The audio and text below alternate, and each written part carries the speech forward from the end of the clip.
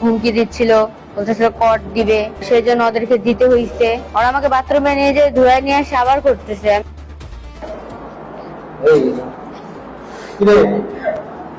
আমার ফ্রেন্ড হয়, তামিমের সাথে গেছিলাম। ও আমাকে এমনি ঘোরার নাম করে নিয়ে গেছে, যে বলছিল যে ঘুরতে যাব চল, তো আমিও গেছি। তো পরে ওরা আমাকে ওইখানে নিয়ে গেছে, মানে আমাকে ধর্ষণ করা হয়েছে।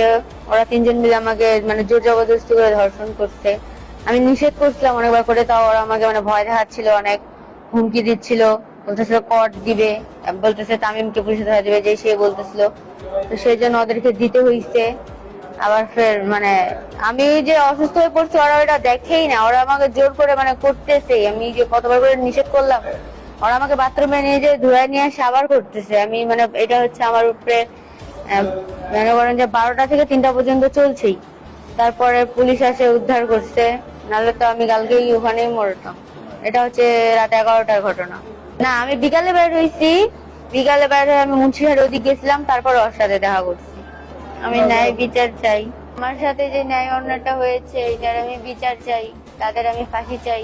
আমার মেয়ে আমাকে ফোন দিল, ফোন দেওয়ার পর বললো আপা আমি জন্মদিনের অনুষ্ঠানে যাব। আমি 500 টাকা দিলাম।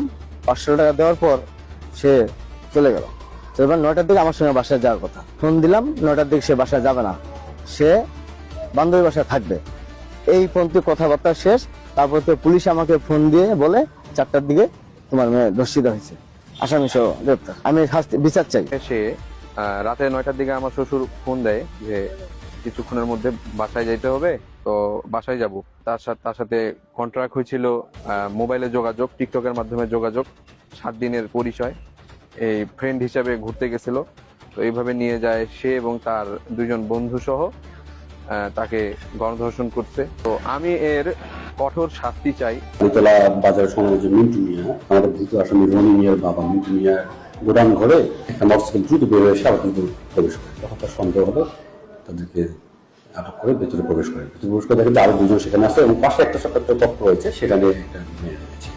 তখন তিনি তাদের সঙ্গে কথাবার্তা বলার পর মেয়ে জানা যে তাকে তামিম নাম যে ছেলেটা, তার সঙ্গে তার সম্পর্ক, তাকে এখানে ঘোরার কথা বলে নিয়ে এসে করে আশা করে প্রথমে সে তাকে যৌতুক প্রদর্শন করে, পরবর্তীতে বাকি যে 2জন রয়েছে তারাও তাকে দর্শন করে।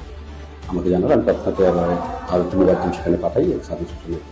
তারপরে তাদের সঙ্গে কথাবার্তা বলে মেয়েটাকে পরিবার খবর দেওয়া হয়। পরবর্তী তাৎক্ষণিক মেয়েটাকে হালকা সদর হাসপাতালে ভর্তি করা হয় এবং আসলে নিয়ে আসে। মামলা প্রক্রিয়াধীন, মামলা চলমান রয়েছে।